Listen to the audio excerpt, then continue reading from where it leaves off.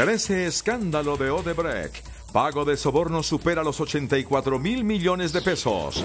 Fiscal pide a la Corte Suprema investigar a 4 senadores y 12 representantes por presuntos pagos de Odebrecht.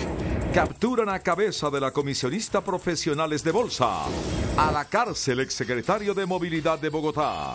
Investigan más de 70 empresas por subfacturación y contrabando. Así son los operativos que adelantan las autoridades contra disidencias de las FARC. ELN propone cese del fuego por 3 meses. Gobierno advierte que el tema no ha sido discutido en la mesa. Venezolanos se preparan para huelga nacional de 48 horas. James Rodríguez desperdicia 5 oportunidades de gol en juego con el Bayern. Juan Camilo Ramírez, primera medalla de oro para Colombia en Mundial de BMX.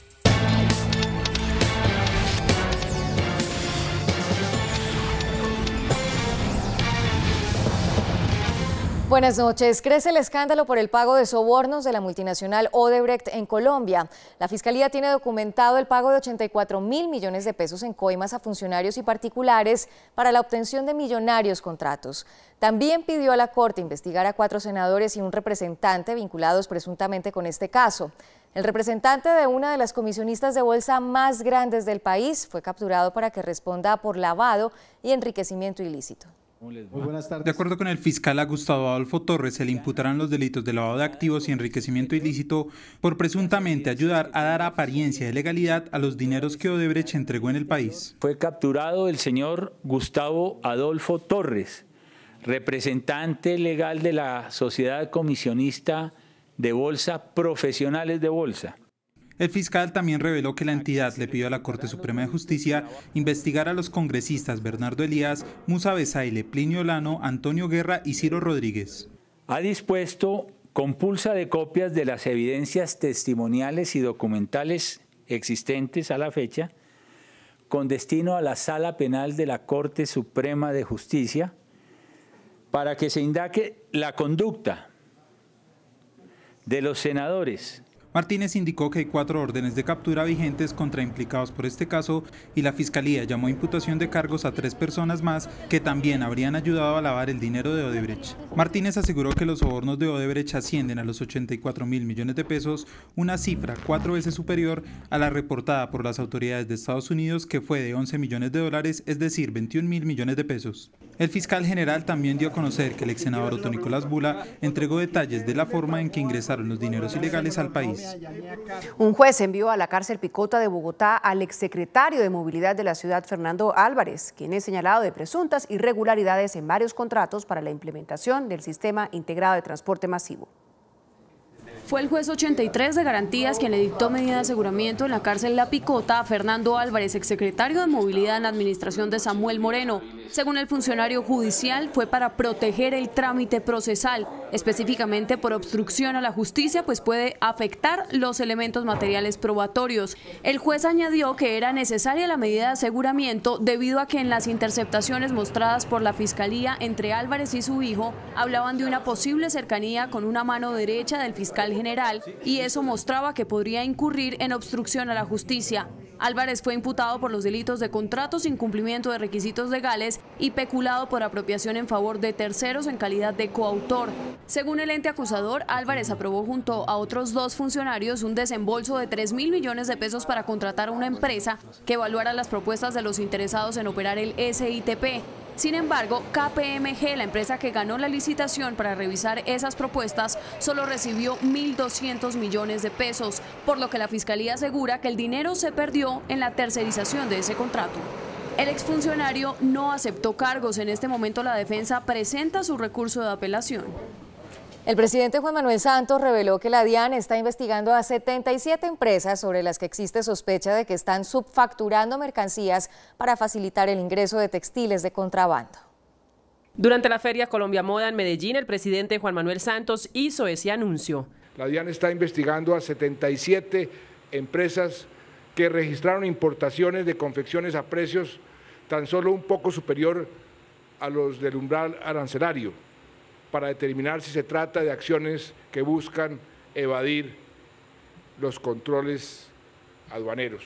El director de la DIAN señaló que de comprobarse que efectivamente estas empresas están evadiendo los controles aduaneros, tienen sanciones económicas y hasta penales. Porque lo que estaría haciendo es burlándose de la norma para no pagar los impuestos que le corresponden. Y adicionalmente, si con lo que encontramos es contrabando, tendrá que someterse a las leyes anticontrabando, porque el contrabando también califica penalmente como un fraude procesal, el fraude penal, en donde el fraude aduanero como un delito de carácter punible que va a tener consecuencias también penales. El presidente Santos también se refirió al problema del contrabando en el sector de textiles y confecciones. Gracias a la ley anticontrabando que finalmente logramos pasar en el Congreso, se han decomisado textiles y confecciones por más de 125.000 millones de pesos. Se han judicializado cerca de 1.200 personas. Ante empresarios, el presidente Santos habló de un tema que ha generado controversia, la eliminación de los aranceles mixtos. Tuvimos que eliminarlos para cumplir con una directriz, una orden impuesta por la Organización Mundial del Comercio. Lo que sí les quiero decir es que vamos a reunirnos para ver qué solución le podemos encontrar, si realmente lo que reemplazó el arancel mixto no está produciendo los beneficios que se esperaban. ¿Por qué no lo está produciendo y qué podemos hacer? En este mismo escenario, el presidente habló de capturas de los integrantes de bandas criminales.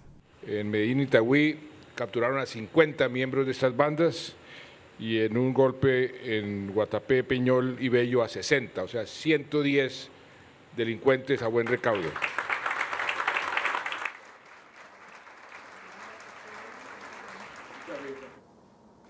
El ministro de Justicia, Enrique Gil Botero, radicó ante el Congreso un proyecto de reforma al Código Penitenciario y Carcelario. La iniciativa plantea penalizar 2 nuevos delitos relacionados con actos sexuales. Este proyecto de ley que reforma el Código Penitenciario y Carcelario del país busca mejorar las condiciones del sistema penitenciario y garantizar los derechos fundamentales de las personas privadas de la libertad. Así lo afirmó el ministro de Justicia al aclarar los alcances de los delitos que se van a despenalizar, descriminalizar y a crear. Dentro de las despenalizaciones vemos como verbo y gracia la violación de habitación ajena, la violación de libertad religiosa, el ejercicio arbitrario de la custodia de menores, los disparos al aire, que estaban generando un desgaste innecesario en la actividad investigativa. Reveló cuáles delitos se descriminalizan. Se van a descriminalizar una serie de conductas como la violación en lugar del trabajo, ofrecimiento, venta o compra de instrumento acto para interceptar comunicaciones privadas entre personas, inducción a la prostitución, injuria y calumnia, inasistencia alimentaria, obstrucción de vías públicas que afecten el orden público, enajenación, abuso de autoridad por acto arbitrario e injusto. El proyecto crea además delitos para castigar conductas sexuales. Que se refiere como al hecho de no del acceso concretamente, sino a ciertas formas que se han visto y que se ponen a consideración por ser disvaliosas y precisamente porque son ofensivas frente a la dignidad de las personas, trátese de hombres o de mujeres, como son los tocamientos a los que se refiere la disposición. El ministro de Justicia afirmó que con este proyecto de ley no habrá excarcelación masiva. Se proponen medidas alternativas a la prisión en algunos delitos, como trabajo comunitario, pero no cobija a aquellos considerados como graves. El ejército reportó la captura de 5 guerrilleros disidentes de las FARC en el departamento de Nariño. Los detenidos estaban reclutando personas para crear un nuevo grupo ilegal y mantener el dominio armado sobre esa región de la costa pacífica.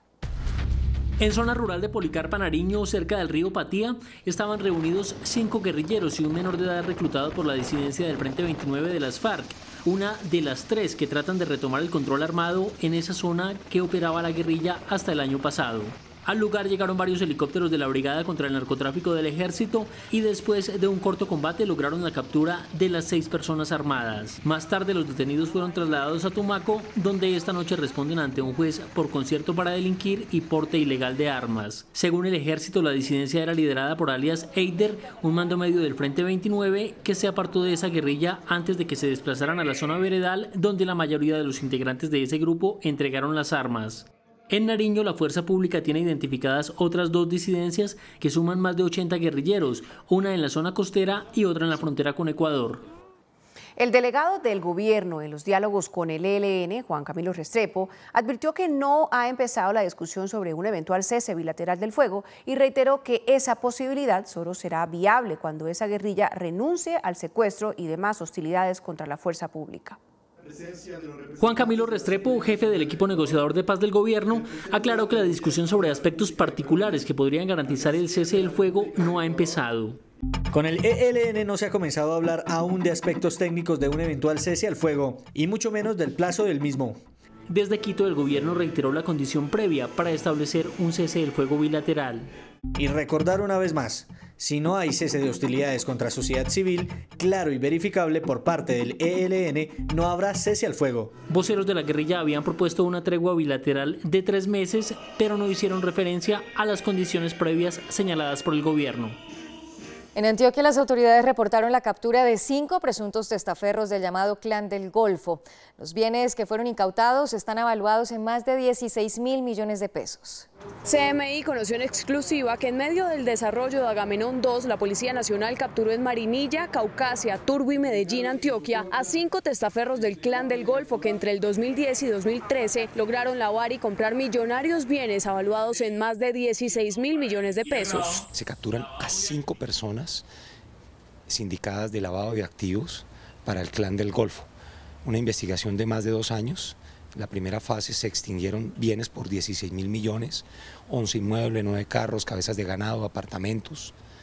Y en esta segunda fase, con la unidad de lavado de activos de la Fiscalía, se da captura a esas personas que aparecían como propietarias y lavándole estos recursos al Clan del Golfo. La investigación de extinción de dominio liderada por la Dirección de Investigación Criminal e Interpol arrojó que los lujosos inmuebles y vehículos que muestran los videos estaban ubicados en Magdalena, Córdoba y Antioquia y hacían parte de la fortuna de la excompañera sentimental de alias Tierra, un cabecilla del Clan del Golfo capturado con fines de extradición en 2014. Que en su momento era el tercer cabecilla del Clan del Golfo y que fue capturado por la Policía Nacional en el marco de la Operación Agamenón hace 2 años. Por otro lado, los capturados deberán comparecer ante un juez de garantías para responder por los delitos de lavado de activos y enriquecimiento ilícito. La Policía Nacional destruyó una mega refinería clandestina ubicada en Tumaco, Nariño. Según las autoridades, se procesaban semanalmente cerca de 10.000 galones de crudo que se utilizaban para el procesamiento de hoja de coca. La Policía Nacional llegó hasta las selvas de Tumaco a una refinería clandestina con capacidad de destilar más de 10.000 galones por semana de hidrocarburos. El crudo era convertido en una sustancia conocida como pategrillo, que es necesaria para el procesamiento de hoja de coca y para la minería ilegal.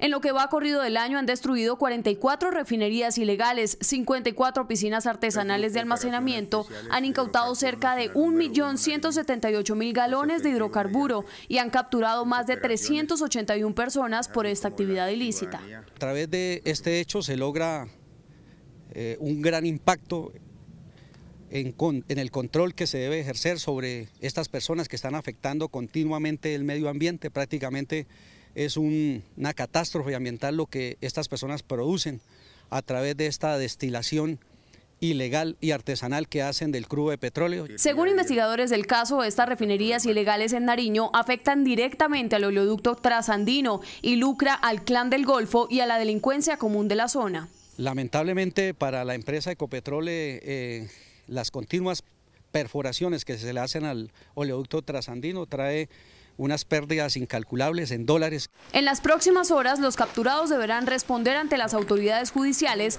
por el delito de apoderamiento de hidrocarburos. Hay indignación por la inminente libertad de un hombre quien asesinó a sus 2 hijas e hirió a su exesposa. Un juez le concedió al sujeto la libertad condicional por vencimiento de términos.